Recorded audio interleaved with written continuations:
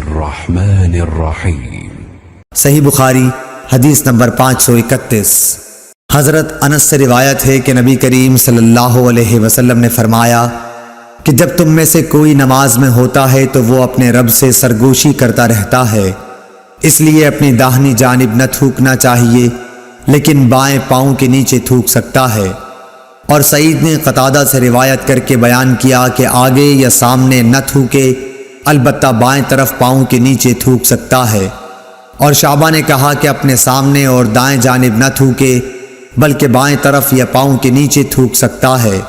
اور حمید نے انس بن مالک سے، وہ نبی صلی اللہ علیہ وسلم سے روایت کرتے ہیں کہ قبلے کی طرف نہ تھوکے اور نہ دائیں طرف، البتہ بائیں طرف یا پاؤں کے نیچے تھوک سکتا ہے۔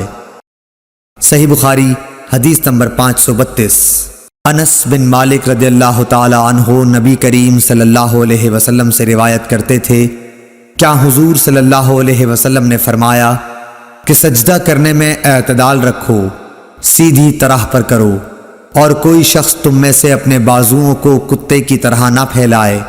جب کسی کو تھوکنا ہی ہو تو سامنے یا داہنی طرف نہ تھوکے، کیونکہ وہ نماز میں اپنے رب سے پوشیدہ باتیں کرتا رہتا ہے۔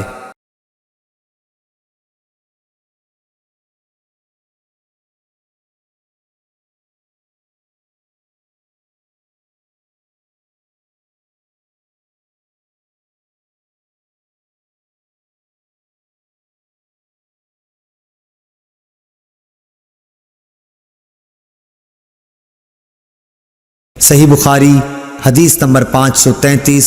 اعرج عبد الرحمن نے حدیث بیان کی، وہ حضرت ابو ہریرہ رضی اللہ تعالی عنہ سے روایت کرتے تھے اور عبداللہ بن عمر رضی اللہ تعالی عنہ کے مولا نافع عبداللہ بن عمر رضی اللہ تعالی عنہ سے اس حدیث کی روایت کرتے تھے کہ ان دونوں صحابہ رضی اللہ عنہم نے رسول اللہ صلی اللہ علیہ وسلم سے روایت کی کہ آپ صلی اللہ علیہ وسلم نے فرمایا، جب گرمی تیز ہو جائے تو نماز کو ٹھنڈے وقت میں پڑھو، کیونکہ گرمی کی تیزی جہنم کی آگ کی بھاپ سے ہوتی ہے۔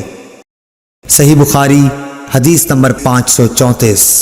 اعرج عبد الرحمن نے حدیث بیان کی، وہ حضرت ابو ہریرہ رضی اللہ تعالی عنہ سے روایت کرتے تھے اور عبداللہ بن عمر رضی اللہ تعالی عنہ کے مولا نافع عبداللہ بن عمر رضی اللہ تعالی عنہ سے اس حدیث کی روایت کرتے تھے کہ ان دونوں صحابہ رضی اللہ عنہم نے رسول اللہ صلی اللہ علیہ وسلم سے روایت کی کہ آپ صلی اللہ علیہ وسلم نے فرمایا، جب گرمی تیز ہو جائے تو نماز کو ٹھنڈے وقت میں پڑھو، کیونکہ گرمی کی تیزی جہنم کی آگ کی بھاپ سے ہوتی ہے۔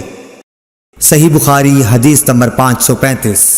زید بن وہب ہمدانی نے ابو ذر رضی اللہ تعالی عنہ سے روایت کیا ہے کہ نبی صلی اللہ علیہ وسلم کے مؤذن بلال نے ظہر کی اذان دی تو آپ صلی اللہ علیہ وسلم نے فرمایا کہ ٹھنڈا کر، یا یہ فرمایا کہ انتظار کر، اور فرمایا کہ گرمی کی تیزی جہنم کی آگ کی بھاپ سے ہے، اس لیے جب گرمی سخت ہو جائے تو نماز ٹھنڈے وقت میں پڑھا کرو۔